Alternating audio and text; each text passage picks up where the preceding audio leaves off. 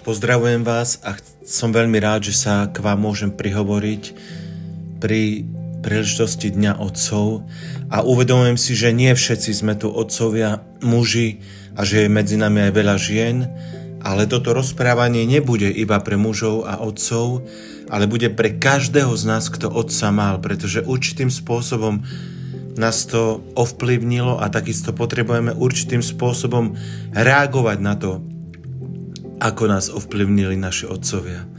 A preto verím, že to bude veľmi dôležité pre každého jedného z nás.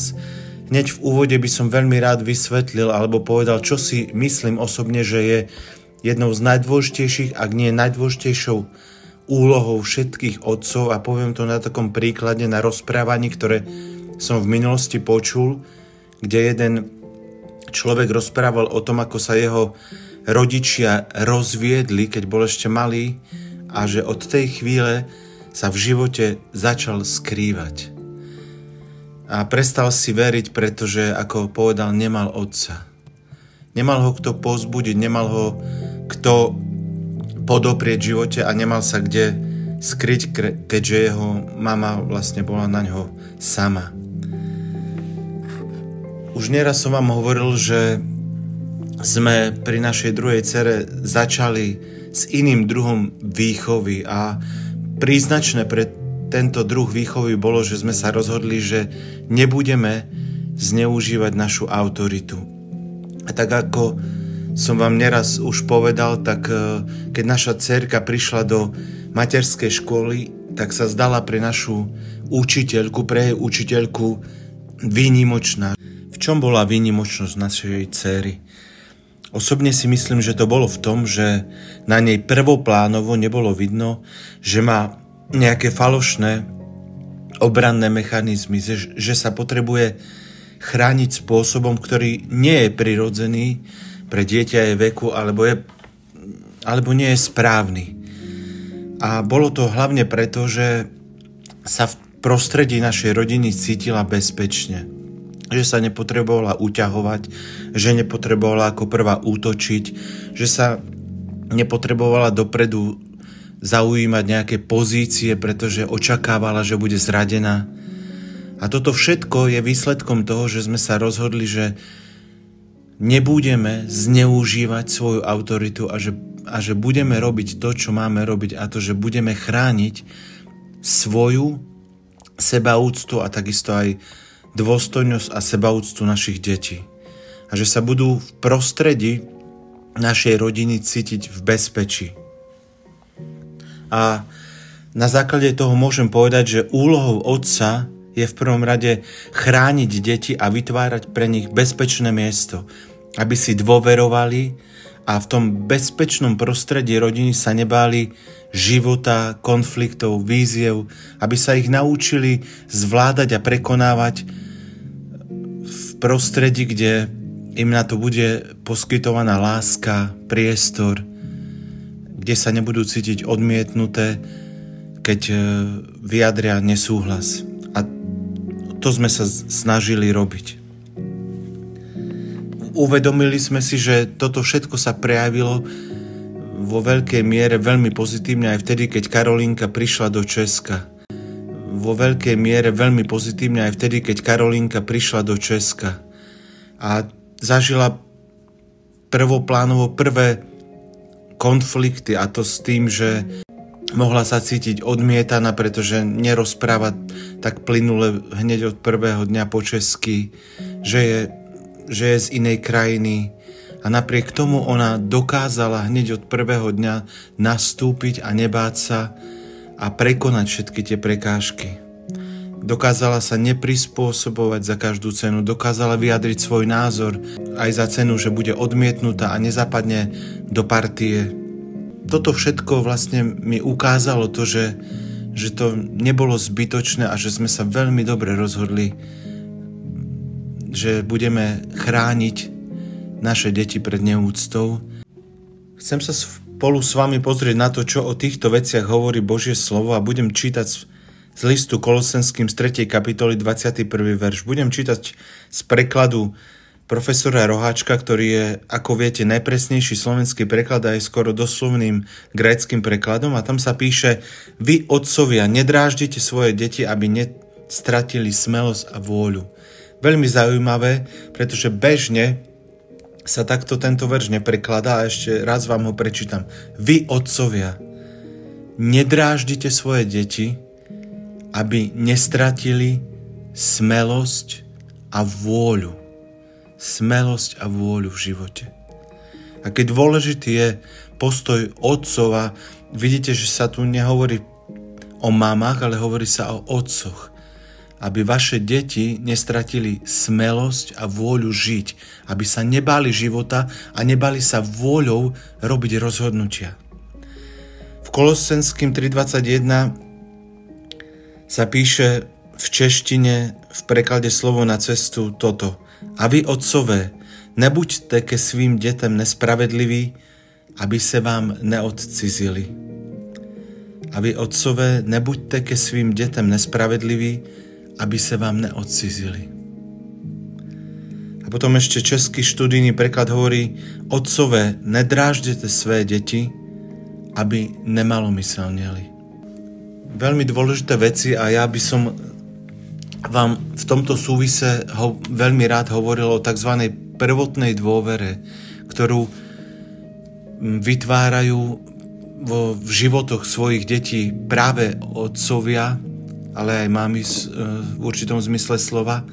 A presne tieto veci a to obdobie vytvárania prvotnej dôvery súvisí so smelosťou, s vôľou, s tým, aby naše deti si o sebe nemysleli málo, aby sa nám v našich srdciach neodcudzili. Takže poďme si trošičku povedať o tom období prvotnej dôvery a ja v ňom budem rozprávať aj o tom, akú pozíciu v ňom v minulosti zohrávali otcovia a ako sa zmenila pozícia otcov práve v tomto vývojovom štádiu. Čo teda prvotná dôvera je? Prvotná dôvera je schopnosť zveriť sa životu.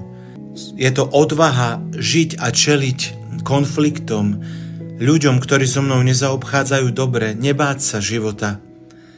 Prvotná dôvera znamená základnú bezpečnosť, aby sa človek v živote odvážil pustiť do nejakého dobrodružstva, ako hovorí Roháček, ako hovorí Kolosenským, aby mal smelosť a vôľu. A potom je schopný vstupovať do vzťahov a dokáže iným ľuďom dať zo svojho srdca, zo svojho života, ale aj niečo od nich prijať. Nebojí sa vzťahov, pretože sa nenaučilo prvoplánovo skrývať a chrániť. Cíti sa bezpečné, aj keď je odmietnuté. O tom je to vývojové štádium, v ktorom sa učíme čeliť životu, ktorý je nespravodlivý, pretože žijeme v bezbožnom svete a práve to nás musia učiť rodičia. Žiť v bezbožnom svete a napriek tomu sa cítiť v bezpečí, ale to sa presne vytvára v tom vývojovom štádiu prvotnej dôvery. Je to schopnosť byť človekom. Prvotná dôvera vzniká nepretržitým prežívaním lásky. Lásky, ktorá sa prejavuje telesným kontaktom, blízkosťou. A kto sa nám má takto venovať? Nepotrebujeme toto poláskanie, tú blízkosť iba od mám, ako si väčšina mužov myslí, ale potrebujeme tú blízkosť cítiť aj od otcov. Oni vzbudzujú v deťoch prvotnú dôveru. Ešte raz prečítam Roháčka: vy, otcovia, nedráždite si svoje deti, aby nestratili smelosť a vôľu. Úlohou otca je chrániť a vytvárať bezpečné miesto a úlohou mám je okrem iného rozvíjať tiež citový život svojich detí. Budujú otcovia vo svojich deťoch schopnosť správnym spôsobom vstupovať do vzťahov s inými ľuďmi. A takto vybudovaný koreň je základom preto, aby neskôr správnym spôsobom pristupovali k Bohu. Aby sa ho nebáli. V prvom roku života kladú otcovia základy preto, ako budú ich deti vstupovať tiež do vzťahov k iným ľuďom. Ale žiaľ, veľká väčšina otcov nevie o tom, akí sú dôležití. Myslia si, veď to majú urobiť mami, ja tu nie som preto, aby som bol nejaký citlivý. Ale na druhej strane si neuvedomujú, ako veľmi potom berú deťom práve túto schopnosť, pretože deti sa nemajú kde ukryť. Ako potom budeme správne prežívať Božie slovo, kde sa hovorí o tom, že v skríši najvyššieho je moje bezpečné miesto, ak otcovia nie sú takou skríšou, fyzickou skríšou najprv pre svoje deti. Ak sa nevenujeme svojim deťom v tom prvom vývojovom štádiu a neposkytujeme im dostatok telesnej blízkosti, poláskania, tak neskôr, keď dieťa príjme Ježiša ako svojho pána a spasiteľa, tak nadviaže vzťah iba s plánom vykúpenia. To znamená s teológiou, s pravdou, intelektuálne. A bude sa pokúšať vybudovať si vzťah s Bohom, ale bude to veľmi dlho, kým sa to nezmení len na rozumovej úrovni. Vnútorný koreň, vedieť sa skutočne stretnúť s Bohom, bude chýbať. Ja si nemyslím, že je všetko stratené, ale mnohé veci sa bude musieť naučiť samo a nepôjde to prirodzene tak, ako to zamýšľal Boh, pretože to bola prirodzená túžba Boha Otca, aby sme najprv získali fyzicky to, čo neskôr budeme vnímať transcendentne. Proste nebude Boh prítomný fyzicky, bude prítomný vierou. A pre nás bude veľmi prirodzené ho vnímať vierou, ak sa najprv naučíme fyzicky vnímať Otca, Boha Otca cez našich fyzických otcov. A znovu zopakujem, nič nie je stratené, ale budeme sa to musieť učiť, niekedy aj veľmi prácne, kým sa to naučíme, ale Boh je mocný a jeho láska je väčšia ako zlyhania nás všetkých. Deti, ktoré sa neboja vstupovať do vzťahov s ľuďmi a Bohom a dôverujú sebe, Bohu aj životu, sa budujú milujúcimi rodinami, v ktorých sa im doma venuje pozornosť, starostlivosť, porozumenie a láska. Poviem vám teraz, ako sa menila v priebehu storočia rodina a možno nám to pomôže si uvedomiť jej dôležitosť a vrátiť sa k tomu, na čom naozaj záleží. Pred rokom 1840 ľudia žili v dobe poľnohospodárstva a remesiel. Synovia pracovali po boku svojich otcov na gazdovských dvoroch a keď bol otec hodinárom alebo tesárom, tak bol jeho obchod vpredu a jeho dom vzadu alebo nad obchodom a rodiny boli stále spolu, trávili čas spolu. Pracovalo sa doma, deti pracovali spolu s ním. Vedel, že ich má naučiť viac než len telesným a praktickým zručnostiam. Vedel, že jeho úloha je dať deťom so sebou na cestu životnú filozofiu, morálne princípy, ale aj o to, ako viesť obchod a na druhej strane aj duchovné skúsenosti života s Bohom. A keď pracovali celý deň, tak sa to v značnej miere dalo uskutočniť. Otcovia poznali svoje deti, poznali ich srdce, pretože trávili veľa času spolu.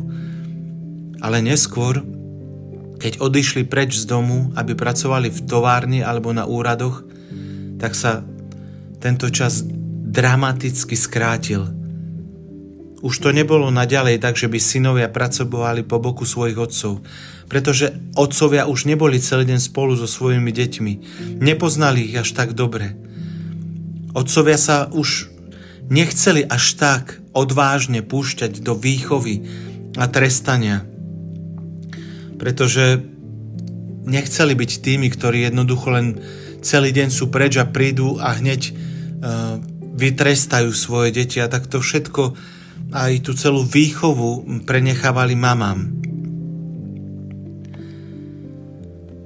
A otcovia už viac nepoznali do takej miery srdce svojich detí, ako ho poznali predtým. Predsa si však ešte našli čas, aby sa im venovali. Bolo to ešte stále bežné, že muži zobrali svoje deti do lona a poláskali ich, čítali svojim deťom rozprávky. Ale potom prišla prvá svetová vojna. Otec odišiel z domu na vojnu. Ale v tom čase ešte bola najbližšia rodina, obklopená väčšou rodinou, žilo sa spolu v domoch, nežil každý osobitne. Vtedy brali do lona deti starí rodičia, možno strýkovia. A tak sa ešte stále mohla v deťoch rozvíjať prvotná dôvera a nezávislosť. Ale potom prišla ešte aj mobilizácia a malá rodina sa dostala z dosahu veľkej rodiny. A teraz už viac neboli k dispozícii strýkovia, veľkí bratia, starí otcovia. A počas druhej svetovej vojny išli zase otcovia do vojny a oveľa horšia vec sa stala, že už aj mami pracovali vo fabrikách, takže celá generácia nemohla túto prvotnú dôveru vybudovať a výsledok bol katastrofálny. Znamená to, že ľudia nemajú vyvinuté vnútorné korene, aby nadviazali skutočný priamým spôsobom vzťah s Bohom. To znamená, že sa v nich nerozvinul vnútorný koreň, ktorý umožňuje stretnúť sa s dôverou, s iným človekom, nebáť sa jeho, nebáť sa života, nebáť sa Boha, nebáť sa kontaktu, nebrániť sa dôvernému vzťahu s ľuďmi a s Bohom. Nedávno sme mali v Prahe starých rodičov a Karolinka nechcela ísť do školy, lebo chcela ostať doma a využiť maximálne ten čas, keď sú tu pri nás. A keďže nedávno vymeškala dosť dní, tak sme teraz trvali na tom, a hlavne ja, že ju už nechcem ospravedlňovať a že pol dňa v škole zvládne a že bude so starými rodičmi po obede. A nepáčilo sa jej to, samozrejme bola veľmi, veľmi smutná, ale to, ako reagovala, ma veľmi prekvapilo. Ten smutok prišla riešiť ku mne.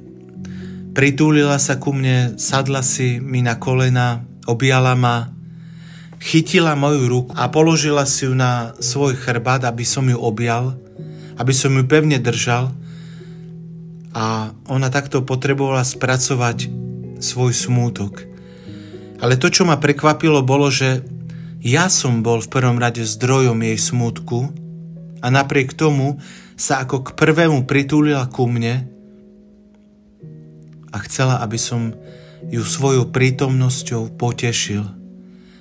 Pretože vedela, že to rozhodnutie je správne, na čom trvám, ale zároveň vedela, že jej tým nekrivdím, že nie som nespravodlivý, že jej neubližujem, a hlavne poznala moje srdce. Trvalo moje srdce, že som vo chvíľach jej smútku zdrojom povzbudenia a posilnenia.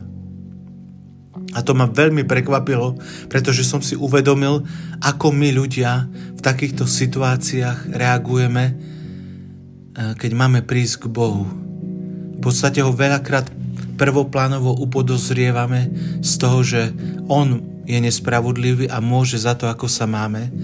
A veľakrát a skoro vždy pri mnohých ľuďoch nie je práve prvou reakciou na potešenie, na pritúlenie sa. A je to hlavne preto, že sme boli takto zranení a že sme sa nenaučili prichádzať ku svojim otcom v takýchto chvíľach smutku, aby sme boli objatí a povzbudení.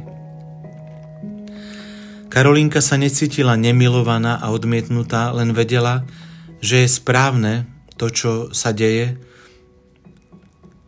a jednoducho sa rozhodla nájsť potešenie a povzbudenie svojho smútku v mojom objati. Je to veľká škoda, že sa bojíme prísť k Bohu, lebo si myslíme, že jeho vôľa pre nás bude obmedzením a že bude nebezpečná. Predstavte si, keby Boh bol našou prvou voľbou, prvou, v každej minúte, v každej sekunde, že by Boh bol našou prvou voľbou. V podstate by sme si úplne prestali ubližovať, škodiť si, pôsobiť seba deštruktívne na seba v akomkoľvek rozhodnutí. Ak dieťa vie, že otcova náruč a objatie je to najbezpečnejšie miesto, tak má neskutočne veľkú predispozíciu na to, aby sa raz takto hodilo do Božej náruče a aby si v živote minimálne ubližovalo. Nebojí sa mojej vôle, pretože má skúsenosť s láskou a skúsenosť s tým, že keď počúvne, tak je to najlepšie, čo môže urobiť. Naučila sa počúvať kvôli vzťahu. Nie kvôli tomu, že som silnejší, ale kvôli tomu, že trvalo prežívala prijatie a bezpečie. A to je veľký rozdiel. Kvôli srdcu sa naučila počúvať. Má dlhodobú skúsenosť, že nebude odmietnutá, zradená, že nakoniec jej bude dobre, ak počúvne. Ak by sme si uvedomili, aký sme dôležití a akým sme obrazom Boha, tak by sme vysielali do života oveľa silnejšie deti. Budem teraz pokračovať v príbehu o zmene, ktorá sa postupne diala v našich rodinách. A nadviažem na to, že keď sa otcovia vrátili z vojny, boli telesne a duševne príliš zranení na to, aby sa svojim deťom dokázali venovať a poskytovať im pozornosť a lásku. Mnohí z nich a väčšina zaostala vo svojom odbornom vzdelaní, a to nemyslím iba na mužov, ale aj na ženy.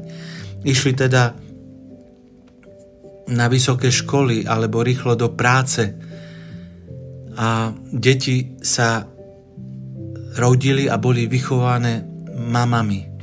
A v tejto generácii povojnových detí sa vôbec nerozvinula prvotná dôvera. A ja vôbec nechcem povedať, že deti nič nedostali od mám, pretože poznám mnohé deti, ktoré keby nemali zbožné a verné mamy, tak by zďaleka neboli tam, kde sú teraz. A ja som veľmi vďačný za všetky mamy, ktoré takýmto spôsobom pristupujú k svojim deťom. Pretože lásky plné mamy sprostredkovali svojim deťom veľmi veľa. A existuje veľmi veľa ľudí, ktorí stoja v živote práve kvôli svojim mamám. Ale mami nemohli vo všetkom prevziať úlohu a pozície otcov. Aj dnes Boh otcom a starým otcom hovorí, že ste veľmi dôležití pre svoje deti a vnúčata a nemôžu bez vás dorásť do plnosti. A oveľa jednoduchšie sa im zverí životu a Bohu, ak budete si uvedomovať svoju hodnotu. A preto vedzte, že ste veľmi dôležití. A Satan sa vždy pokúša rozbiť úlohou otcov. A keď sa otcovia vrátili z vojny, tak jednoducho nedokázali nadviazať ten vzťah k deťom. A preto ho nemohli ani odovzdať povojnovej generácii detí. A táto generácia sa nenaučila dostávať ani poskytovať pozornosť, starostlivosť a lásku a potom ju ani nedokázala odovzdávať svojim deťom. A tí ju tiež nedokázali odovzdávať svojim deťom. A dnes sme v takej situácii, že veľmi málo ľudí dostáva od svojich otcov dostatok pozornosti, starostlivosti a lásky. Môžem povedať, že pravdepodobne hovoríme o najväčšom probléme celého sveta. O kliatbe, ktorá je na zemi z toho, že srdcia otcov sú odvrátené od srdc synov. A Malachiáš o tom hovorí, že posielam vám proroka Eliáša skôr ako príde deň Hospodinov, veľký a hrozný, a on obráti srdce otcov k synom a srdce synov k otcom, aby som neprišiel a neuvalil na zem kliatbu. V podstate všimnite si, že opakom nejakej kliatby a toho, ako vyzerá tento svet, je, keď sa navrátia srdcia synov k otcom. A keď sa navrátia srdcia synov k otcom, tak sa navrátia aj srdcia Božích synov a dcer k otcovi. Evanjelium začne pôsobiť, pretože Otec bude znovu v srdciach svojich detí a celé stvorenstvo očakáva zjavenie synov a dcer Božích. Bude sa diať práve to, čo čo Boh chce a čo očakáva celé stvorenie. Božia vôľa na zemi. Znovu zopakujem ten preklad slova na cestu. A vy, otcové, nebuďte ke svým deťom nespravedliví, aby sa vám neodcizili. Vidíte, to odsúdzenie sa srdc otcov a synov sa jednoducho má skončiť a znovu máme objaviť srdce svojich otcov a srdce svojho Otca nebeského. A Satan robí všetko možné len preto, aby zničil túto cestu. On vie, že bude môcť zničiť úlohu otcov a tým vlastne zničí ľudstvo a vzťahy a to, že sa nebude môcť uskutočňovať a uplatňovať Božia vôľa. Boh nás chce vybudovať ako ľud, ktorý je v stave prinavrátiť otcov k tomu, čím skutočne sú a majú byť. Všetci otcovia urobili chyby, urobili sme ich aj my a ešte ich aj urobíme. Nikto nie je bez chyby a urobili samozrejme ich aj naši otcovia a ich otcovia. Ja nikoho neospravedlňujem, len hovorím, že je to realita, pretože sme jednali iba na základe toho, čo sme prijali a vedeli a vďaka Božej milosti, ak sme ju mali a prijali, tak sme možno urobili v niečom inač a urobili sme možno v niečom menej chýb a za to môžeme byť Bohu veľmi vďační. Že rovnako dôležité ako nejaké dôležité postoje vo výchove je aj urobiť jednu dôležitú vec a to je odpustiť chyby svojim rodičom a dovoliť, aby konala milosť Božia. A to, ako súvisí odpustenie s praktickým životom, vám teraz prečítam na prvom liste Korinským 15. kapitole, kde sa píše, kde Pavol hovorí, že ja som najmenší z apoštolov a ani nie som hoden volať sa apoštolom, pretože som prenasledoval cirkev Božiu. A 10. verš hovorí, ale z milosti Božej som, čo som, a jeho milosť nebola pri mne daromná. Veď viac som sa napracoval ako oni všetci, no nie ja, ale milosť Božia, ktorá je so mnou. A teraz si predstavte, že my, alebo naši otcovia, dedovia prežívajú výčitky z toho, ako sme ublížili svojim deťom. A začne byť pre nás až typické alebo identické, že si veľmi vyčítame svoje chyby. A to nás v podstate vedie paradoxne do pasivity, že prestávame uskutočňovať Božie úmysly v našej rodine a vlastne sme sadli na lep diablovi, ktorý nás vinou vedie do toho, aby sme vo svojich životoch neuskutočňovali Božiu vôľu. Môžeme si myslieť podobne ako Pavol, že veď ja sa hanbím nazývať otcom, pretože som ublížil svojim deťom. Ale Pavol tam nekončí. On proste nekončí v tom, že ublížil kresťanom a preto teraz sa musí posadiť do kúta a si celý život vyčítať, ako vraždil a prenasledoval cirkev Božiu. Ale on hovorí, ale vďaka milosti Božej som, čo som a jeho milosť nebola pri mne zbytočná. A ja vám chcem povedať, vďaka Božej milosti je vám odpustené. A potrebujete sebe odpustiť a potrebujete odpustiť aj tým, ktorí vám ublížili.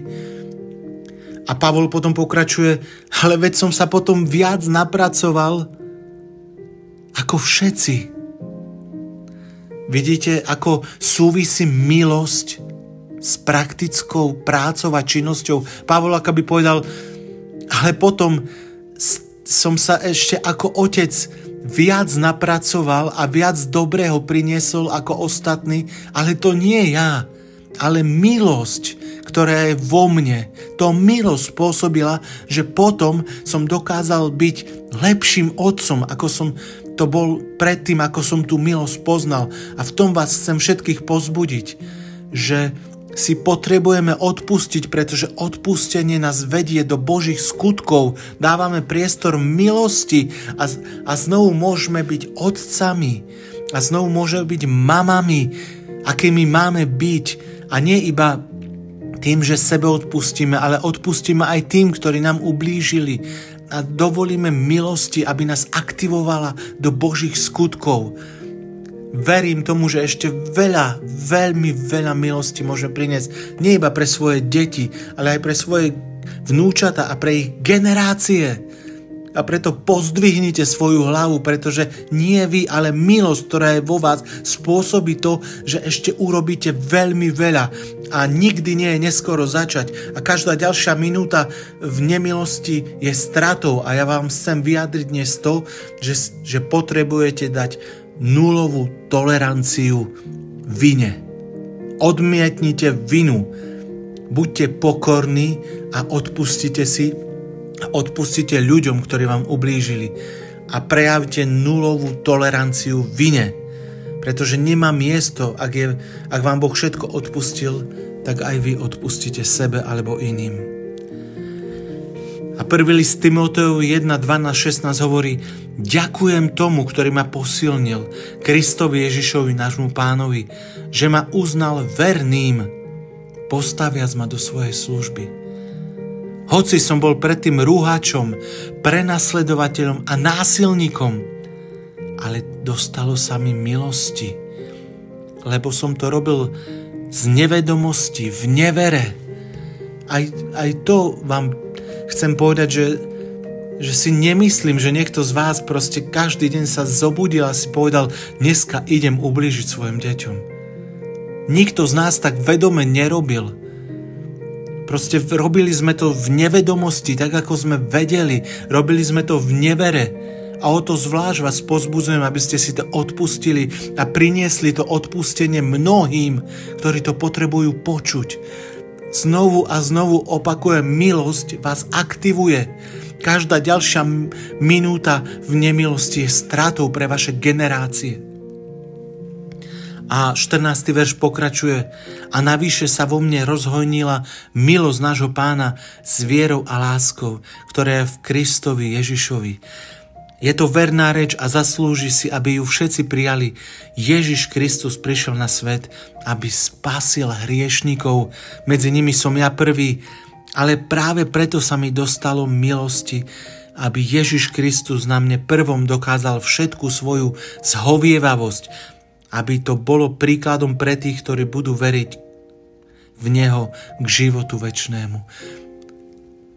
Aby vaše odpustenie sebe aj tým, ktorí vám ublížili, bolo príkladom pre vaše deti, ktoré nemusia možno teraz byť veriace kvôli vašim chybám, ale ak uvidia milosť, tak o to zvlášť môžu byť veriace.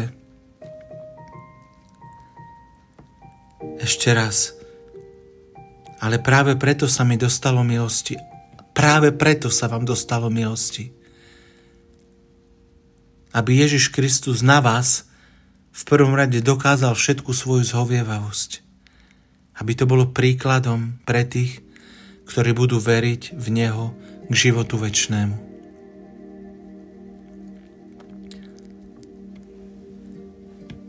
Všimnite si, čo hovorí v Novej zmluve Lukáš o kliatbe a odvrátených srdciach synov a otcov. Hovorí, že keď príde Ján Krstiteľ, a to teraz budem nadväzovať novozmluvne na Malachiáša, a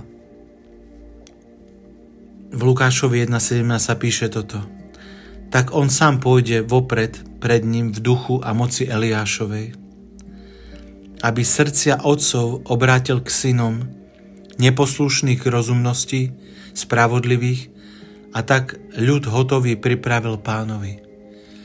Ste na mieste Jána Krstiteľa, ste na mieste Ježiša Krista, aby ste išli v duchu a v moci, aby ste obrátili znovu srdcia synov k otcom, neposlušných k rozumnosti, spravodlivých, a tak si pripravili hotový ľud Pánovi. Prečo som teraz čítal novozmluvné naplnenie toho Malachiáša? No preto, že toto presne chce urobiť Otec nebeský. Že to je proste jeho túžba v novej zmluve. Aby sa navrátili srdcia synov k nemu, ako k otcovi, ale aj fyzické srdcia synov a dcer k svojim rodičom. Je to jeho veľká túžba.